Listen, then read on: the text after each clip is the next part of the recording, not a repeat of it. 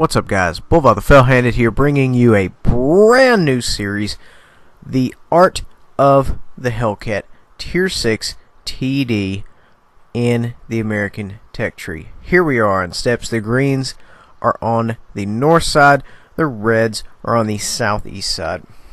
This is it's a fast tank. I wouldn't necessarily say it's mobile, because to me, mobility means you're fast, you're agile, there's not a lot of speed bleed when you're maneuvering. This tank doesn't necessarily have that. It's fast, I mean, you know, once it gets up to speed, but it's not very mobile. It just, so, you know, I'm going to say it's got good straight line speed. Now, the turret is slow. Granted, it's not KV2 slow, it's not Moss slow, but it is slow. However, the gun on this thing, the top gun, is absolutely phenomenal. It does a massive amount of damage, and you will turn off somebody's lights. Recommended equipment for this tank, as per VB Addict, is a rammer, binocs, and a camo net. Now, you know, essentially all you do with this tank is your standard TD stuff. You know, the Hellcat that I shot earlier, you don't want to go up and say, oh, hey, I'm going to get up here, I'm going to spot, I'm going to see some stuff. You don't want to do that. Right here, I misjudge the distance, because as you can see, I'm not leading him, you know, 500 plus meters. I'm leading him like 200 to 300 meter range. Anyway, it's weird. Obviously, you need to lead someone longer if they are further away. Now, with this tank, you know, it's a good idea to just kind of post up.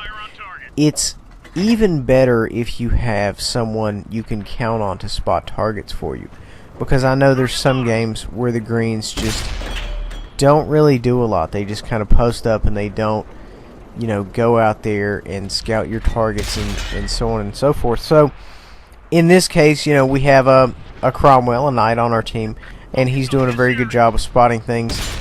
You know, unfortunately, I'm not really too much engaged in what he's spotting at this time, because there's so many targets on the left there that needed my attention, and they're just kind of peeking up and taking rounds, or firing off rounds. So I decided it's a better move to go up here and see if we can't get some stuff, you know, involved in a little hand-to-hand combat type action. Now, you do have to be cautious, because this tank does not have any armor whatsoever. If you plan to circle jerk somebody with this, you have to be very cautious, because the turret speed is really going to hurt you. The mobility of the tank is really going to hurt you. You have to be on your toes. Now, we have guys on our left, we have guys on our right. I made a gamble. I said, let's go up here, let's dig in through the left, and by the time the TDs opposite of us realize what's going on, we're going to be in the clear. And that's exactly more or less what's happening. The downside of this is, didn't really get a chance to work on artillery, which is in the back corner there.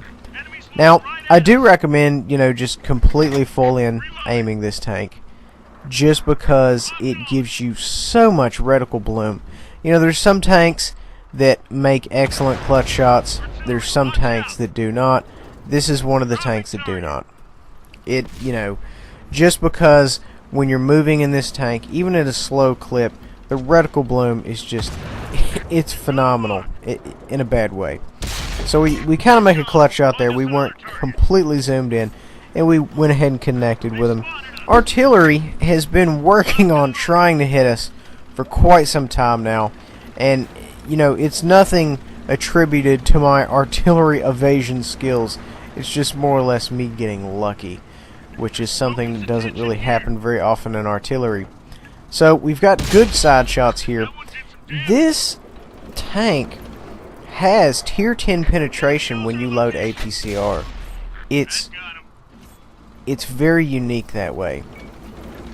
So this tank can hang in any tier.